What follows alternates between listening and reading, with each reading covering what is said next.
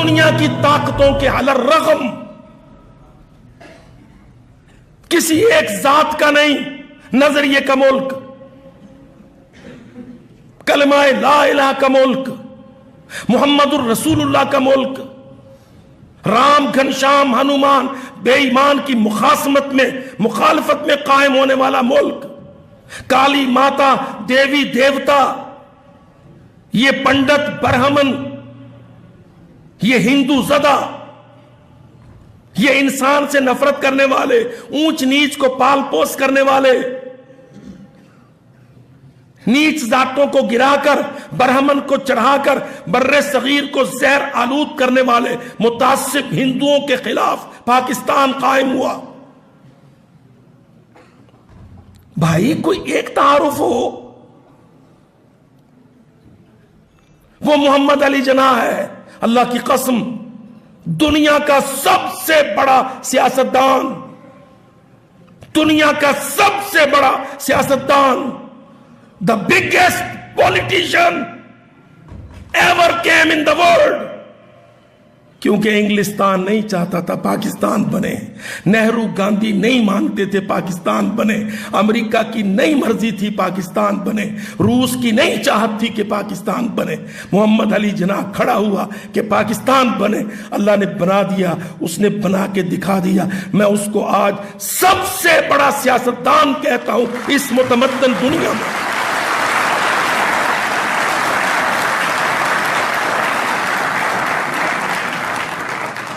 بہت شکریہ۔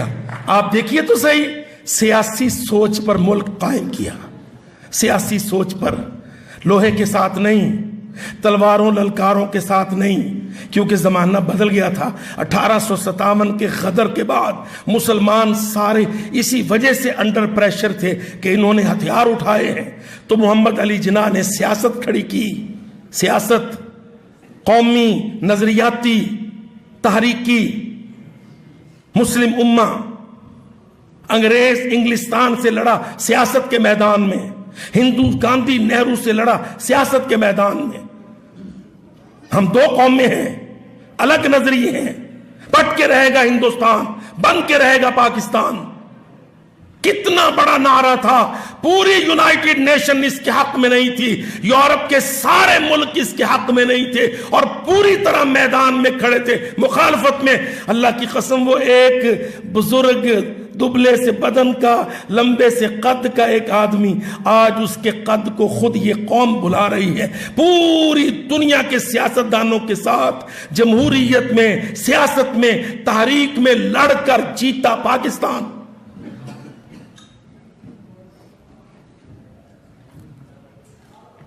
یہ چیزیں ہماری یونیورسٹیز میں ہمارے بیٹوں کے سامنے نہیں ہیں۔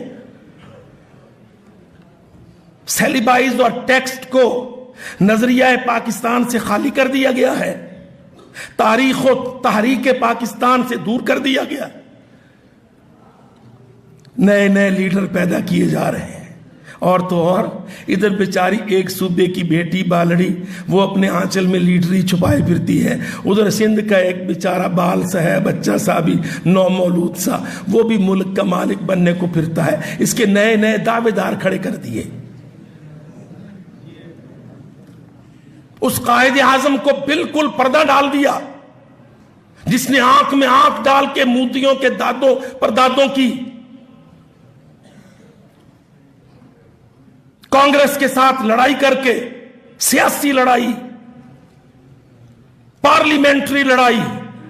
آؤ ہم ایک امت ہے، ایک قوم ہے، ہمارا اس ملک میں بہت بڑا پول ہے، ہم جمہوریت کے اندر جمہوریت کو اپنی مرضی کی تعبیر دے کر، جداگانہ طرز انتخاب، سادہ اکثریت نہیں، مسلم اکثریت۔ دیکھو نا ڈیموکریسی کیا ہے؟ Democracy general majority, simple majority. انگلستان تو اس پر کھڑا تھا، ہندوستان تو اسی میں آیا ہوا تھا۔ قائد اعظم نے اس میں تبدیلی کروائی، کیا کہ نہیں، مسلم اکثریت، میجورٹی، مسلم میجورٹی۔ جہاں مسلمان اکثریت میں ہوں گے وہاں پاکستان بنے گا۔ نظریے کی بنیاد ہے یہ، بہت سوچنے کی بات ہے، ہم اس کو نہیں سمجھتے۔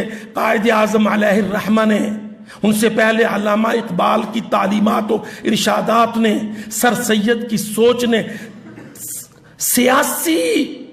سیاسی سوچ، نظریاتی بنیاد، تحریکی انداز پر ملک دیا۔ تحریک وہ ہوتی ہے جو پورے خطے میں یکساں ٹیمپو لے جائے۔ یاد رکھیے ہمیشہ، تحریک کو ڈیفائن کریں گے تو اس کی ڈیفینیشن میں یہ لازم ہوگا کہ اس پورے بقعہ میں، اس ریجن میں، اس خطہ میں یہ سوچ ہر ذہن میں ہو۔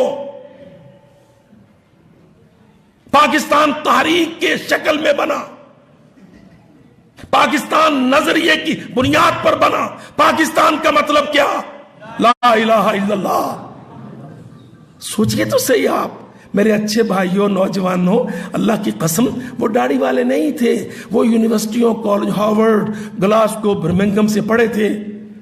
ٹھیک ہے کہ حضرت قائد اعظم مدرسۃ الاسلام سندھ سے سکولنگ تھی، بیکن ہاؤس میں نہیں گئے تھے۔ چھوٹا بچہ جب ہم بیکن ہاؤس کو دے دیتے ہیں، کیا معنی ہوتے ہیں؟ یہودی کا گھر۔ بیکن یہودی ایجوکیشنسٹ، فلسفر، یہ Rousseau, Dewey, Bacon, Locke, Hobbes, یہ بڑے بڑے یہودی تھے۔ ان میں بیکن نے ہاؤس بنایا تعلیم کے لیے، ہم مسلمانوں کے بچے ان کو دیتے۔ محمد علی جناح نے مدرسۃ الاسلام سندھ میں سکولنگ مکمل کی۔ تاریخ ہے، پڑھیے گا اس کو، اس کا بڑا اثر ہوتا ہے۔ دیکھو نا آج ہم کتنا لکھتے ہیں، راوینز، اولڈ راوینز، یار بڑی اچھی بات ہے، پر ہمیں وہ بھی تو دکھاؤ جس راوین نے پاکستان کو روانی دی ہو، کچھ ملک کا کیا ہو۔ تو سب سے پہلے ہمیں یہ بات سمجھنا بہت ضروری ہے، آج پاکستان سیاسی سوچ، نظریاتی بنیاد، تاریخی انداز۔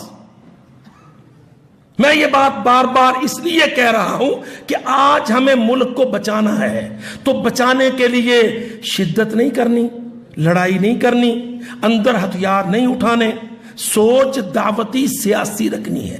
آپ پاکستانی ہیں، آپ پاکستان کو جانتے ہیں، آپ پاکستان کے بارے میں کیا جانتے ہیں، آپ پاکستان کے بنتے وقت کے مخالفوں کو جانتے ہیں، موافقوں کو جانتے ہیں، تاریخ سے واقف ہیں، قربانیوں سے آگاہ ہیں، بنیادوں سے اچھی طرح باعلم ہیں۔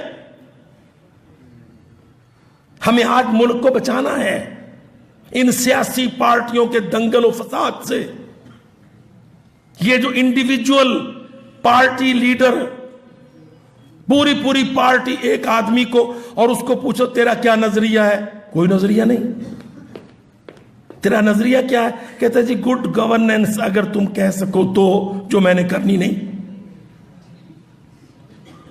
بھائی ہمیں اس ملک کو بچانا ہے، اور اس کو بچانا ہوگا تو وہی گائیڈ لائن لینا ہوگی جو اس کو بناتے وقت ہمیں دی گئی تھی۔ ہمیں ہر حال میں اپنی سوچ، سیاسی سوچ میں برداشت ہے، تحمل ہے، ملاپ ہے، اتحاد ہے، ایک قوم ہے، ایک وحدت ہے۔ اختلافات کو، نظریات کے مذہبی مسلکی اختلافات کو بھلا کر ہم نے سوچ دعوی سیاسی بنا کر پوری پاکستانی قوم کو پھر سے متحد کرنا ہے۔ صوبائیت کو الگ کرو، لسانیت کو الگ کرو، فرقہ واریت کو بند کرو، یہ قوم کو تقسیم کرنے والی چیزیں ہیں۔ نظریے پر کھڑے ہو جاؤ، نظریے کو بہت شاندار ڈیفائن کرو، فرقہ واریت میں اس نظریے کو نقصان نہ پہنچے۔